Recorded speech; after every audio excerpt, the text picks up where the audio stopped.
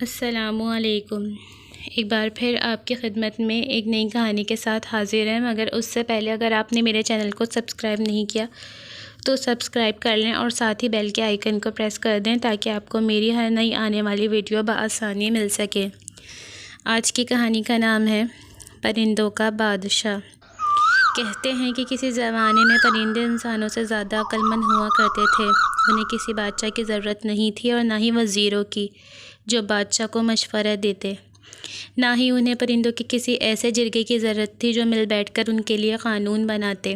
ان دنوں میں جب بھی پرندے اکٹھے ہوتے تھے وہ ایک دوسرے سے خوشی خوشی گپیں ہانکتے اور بتاتے کہ کون کب پیدا ہوا ہے اور کون کب مر گیا ہے، کون سے پرندے کے بچے یتیم ہو گئے ہیں، اور وہ قوانین بنانے کے بجائے اہم مسائل ایک دوسرے کو بتا دیتے تھے۔ ان کا قانون ایک ہی تھا، محبت اور دوستی کا قانون۔ نہ انہیں نفرت کا علم تھا اور نہ غصے کا۔ لیکن پھر ایک مکار ان کے علاقے میں داخل ہو گیا۔ اس نے ارد گرد جائزہ لیا، پرندوں کی خوشیوں کا دشمن تھا۔ اس نے مور سے کہا، تم اپنے آپ کو ہم سا پرندہ کیوں سمجھتے ہو، حالانکہ تم باقی پرندوں سے زیادہ خوبصورت ہو؟ مور اس کی لچھے دار باتوں میں آ گیا اور بڑے فخر سے خود کو تالاب کے پانی میں دیکھنے لگا۔ پھر وہی شخص عقاب کے پاس پہنچا اور اس سے کہنے لگا، تم یہ مریل سے پرندے کوئل کو اپنا دوست کیوں سمجھتے ہو؟ کیا تم باقی سب پرندوں سے زیادہ طاقتور نہیں ہو؟ تم بادلوں سے بھی اوپر اڑنے والے ہو، تم آسانی سے اپنی چونچ سے اس کے ٹکڑے کر سکتے ہو۔ عقاب اس کی باتوں میں آ گیا۔ وہ اڑ کر گیا اور اپنی چونچ اور پنجوں سے کوئل کا گھونسلہ تہس نہس کر آیا۔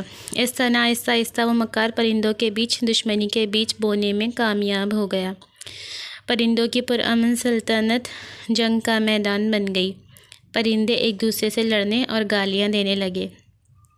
آخر کار طاقتور پرندے کمزور پرندوں کا شکار کرنے لگے۔ ہر کوئی اپنی طاقت پر ناز کرنے لگا اور کمزوروں کو بھرا بھرا کہنے لگے۔ ایک دن ایک ننھے پرندے نے سب چھوٹے پرندوں سے کہا، ہم اس طرح زندگی نہیں گزار سکتے۔ وہ سب عقاب کے پاس چلے گئے اور اسے کہا، ہمیں انصاف چاہیے، آپ سب سے طاقتور پرندے ہو، بہتر ہے کہ آپ سب پر حکومت کریں تاکہ کوئی کسی کے ساتھ زیادتی نہ کر سکے۔ عقاب خوشامد پسند تھا، فوراً مان گیا۔ لیکن پرندے کے جانے کے بعد وہی مکار عقاب کے پاس آیا اور اسے کہنے لگا، بادشاہ تو ہوتے ہی عوام سے خدمت کرانے کے لیے ہیں، تمہارے پاس وقت کہاں کہ تم احمقانہ لڑائیوں سے صلح کرواتے پھرو۔ بہتر ہے تم الو کو ان کا بادشاہ بنا دو۔